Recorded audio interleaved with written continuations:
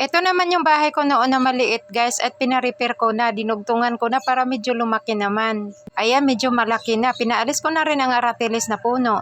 Ayan yung bayabas, medyo malaki na yung tinanim ko noon. Gusto ko kasi may mga puno ang bahay para mabawasan ng init. Pinalagyan ko nga pala ng trapal guys. Para nang sa ganun hindi siya tutulo pag umulan. Sa bagay, kada ulan lang naman ang tulo. Ayan guys, mga tanim-tanim na rin ako dito. At ayan ang maliit naming pintuan. Dito naman ang gilid namin, pwede namin pagsasampayan. Yan yung puno ng mangga na pinaputol namin. Ayan ang tuod niya. Dati kasi may puno kasi ng mangga to, ang tamis pa naman kaso lang kailangan talagang putulin. Yan ang mga dingding namin sa gilid. Katabi ng bahay na simento ng kapitbahay namin. Medyo lumaki-laki na rin siya ng konti, hindi na kagaya dati. Pero ganun pa rin ang mga dingding. Doon kasi para mabuo lang ang kubo, kinakailangan kong mamili sa junk shop para mura. Diyan naman ang sampayan. Yung mga sombra ng mga trapal hindi ko pinaputol para pag umulan hindi siya papasok sa amin. Ayan, malapit nang bumigay ang plywood. Pag tag-init dito, sobrang init. Pag taglamig naman, sobra ding lamig, parang aircon. Paano ba naman yero lahat? Kunti lang nakalagay na plywood. Tiis lang talaga guys para hindi na mag-upa. Dati kasi nung maliit pa ang bahay namin, nagpasya kami mag-upa doon sa malapit sa palengke at na makapagtinda na rin. Ayan guys, ang gilid ng dati kong bahay na maliit, malapit na rin bumigay dahil marupok na. Pinagsiyagaan na rin namin. Dahil noon, nangupahan kami sa malapit sa palengke. Noong maliit pa ang bahay namin dito. Iniwan lang namin ang iba naming gamit.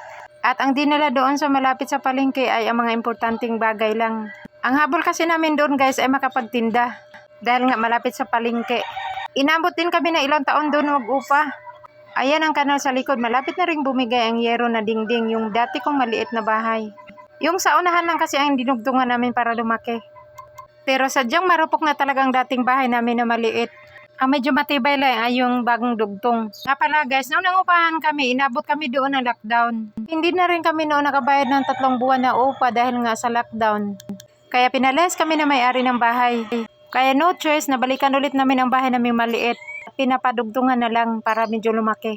Medyo marupok na rin ang mga kahoy guys, kaya bali-bali na rin. Kaya tama lang desisyon ko noon na magpagawa ng puso negro at lagyan ng maliit na kubo. Kaya emergencyhan mang palayasin ka ng may-ari na inupahan, mayroon ka mababalikan na bahay kahit kubo. Malaking tulong na rin na napagawa kong kubo guys. Ayan, puro trapal. Kaya takot na takot ako na masunog kasi ang daming trapal. Ayan guys, ang bubong namin. Tadtad ng trapal.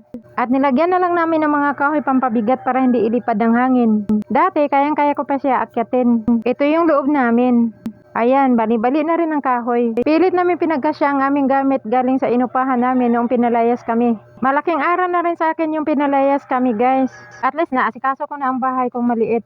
Salamat na pala sa mga nanonood. Bye!